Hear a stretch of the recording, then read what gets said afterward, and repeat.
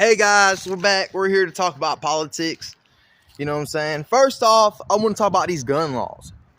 You know what I'm saying? Like, I read the newspaper all the time, and it's just crazy how, like, okay, when one individual person's family member gets shot or something, now they want to go protest.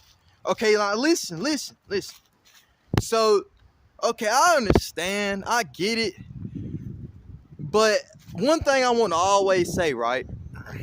Majority of the time, if someone gets shot or hurt in America, in a first world country, 95% of the time, we cause it on ourselves. If we get hurt or something happens or someone goes inside of a school and shoots it up or someone gets shot in the crossfire or something, you put yourself in that position to be harmed. Majority of the time. Okay, now that that's out there. Secondly, okay, they're not going to get rid of guns. Stop protesting. Just stop it. All right? They're not going to get rid of guns. They can't. I'm 21 years old. And guess what? There's more guns in America than there is people. No bullshit.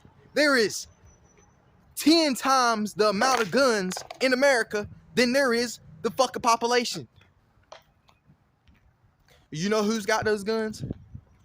Gang members, mobsters, hunters, or just regular civilians. They've got them guns stashed up their ass. I put a little salt on it. All right. I was a little dramatic when I said that. All right, they've got it stashed somewhere in their backyard. Maybe. I don't know. I'm pretty sure they've got plenty of guns all over the fucking place. Even if the Federal Bureau of Investigators, CIA, U.S. Marshals came through and kicked in everybody's fucking door, they wouldn't find they wouldn't find half the fucking guns that's in the fucking universe in America. Seriously, stop it, okay? All right, dead that shit. They can't take them. I'm not saying that as a defiant. Like, they're not taking my weapons. They can't. Do you know how many stash spots there are in America? You could just stash a gun. You could take a gun. I could have a gun on me now, take it off my hip and put it somewhere. Just lay it down and go get it later on. Simple. That's why they're not getting rid of guns. Okay? So now do you guys know that? For all of those who, I read the newspaper. I'm like, gosh, wasting your time. Go to work. You know what I'm saying? Go get a job or something. You know what I'm saying? Stop wasting your time. Stop wasting Congress time. Stop wasting the Capitol's time. Because normally that's where it happens at. The protests and stuff. All right, now let me talk about another political dysfunction. Okay. So you guys know, right, that, all right, for the juvenile justice system. So, you know, some like people I've seen like go out protest about how people are being treated inside of prisons or whatever.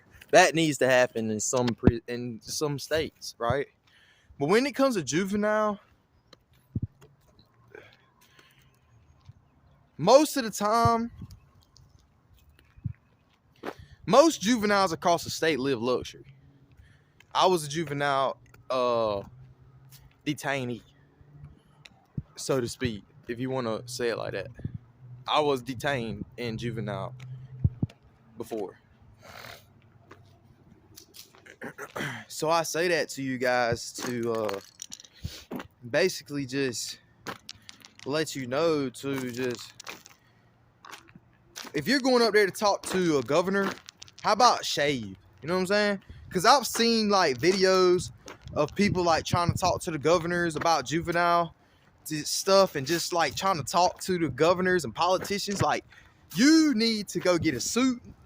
You need to go get just a suit, even if it's just a suit. How about come presentable? You know what I'm saying? You're dealing with motherfuckers that live in on Hathaway houses and shit, and you come up there trying to talk to them with a fucking full-grown beard. You know what I'm saying? You come up there trying to talk to them. It might not even be full grown. You just know like the bitch didn't shave this morning. Did you brush your teeth? Like that's some shit they'll think about. You know what I'm saying? Like damn. You call yourself coming up here to negotiate technically. If you're talking about anything, if you're dealing with anything political or with the government's political rule, you need to come correctly. All right, you need to come as a businessman, because you going up there trying to talk to them, and then it's so unprofessional. Like if I had some videos, I'd have posted, but they'd probably try to sue me, and then I'm gonna have to load up the homies. You know what I'm saying? Oh, listen. So listen, what the fuck? All right, like why in the fuck is all right, y'all come up there like I said to negotiate, and then it's unprofessional. Like I said, Mr. Governor, stop it, please. You're making the culture look bad. All right, whatever culture that is, whether you're white, black, Mexican, or Hispanic, the fucking culture, you're making them look bad. Please have some fucking class. All right, you know what? How about have some pep in your step? You know what I'm saying? How about that's absolutely no way to go up there and handle any business. First off, if the governor didn't acknowledge me the first time I called his fucking name, I'm not finna keep yelling at some bitch's name. All right? Because that's just gonna piss me off. You know what I'm saying? Like, bitch, I know you heard me the first time. All right? So now that I acknowledge that and have enough common sense to know that this bastard just plainly disregarded my what you call it when you basically acknowledge somebody, acknowledgement. So he basically disregarded me acknowledging him. Okay, so now here's a plan B. Okay, so first off, the best way to deal with somebody like that, you need to patch in with people who are close to people like him, that's like the smaller guys, but they're closer to him. Them gonna be the ones that'll pretty much give you a conversation and be able to relay a message.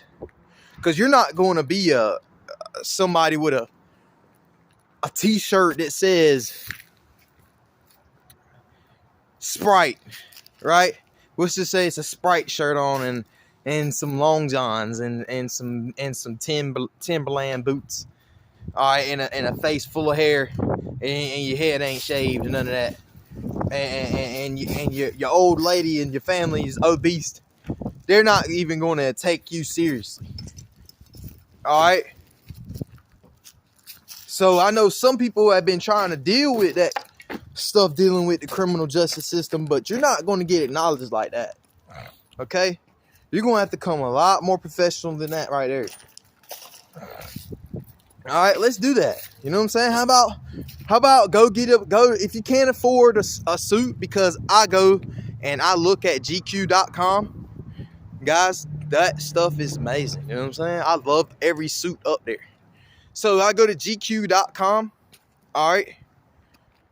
If you can't afford anything like that, just go get something basic. How about just go get some jeans, some slacks, some little cheap slacks.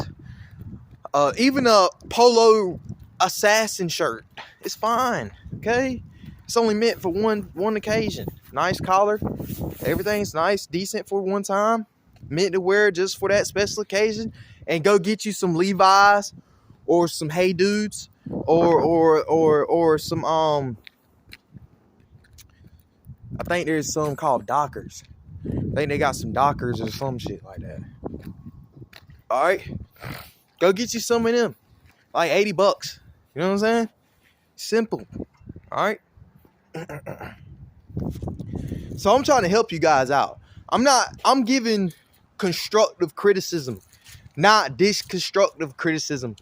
Okay? So for all those who do not like what I got to say, how about have some class? That's what this whole ordeal is with talking about dealing with the juvenile system. Have some class. Okay?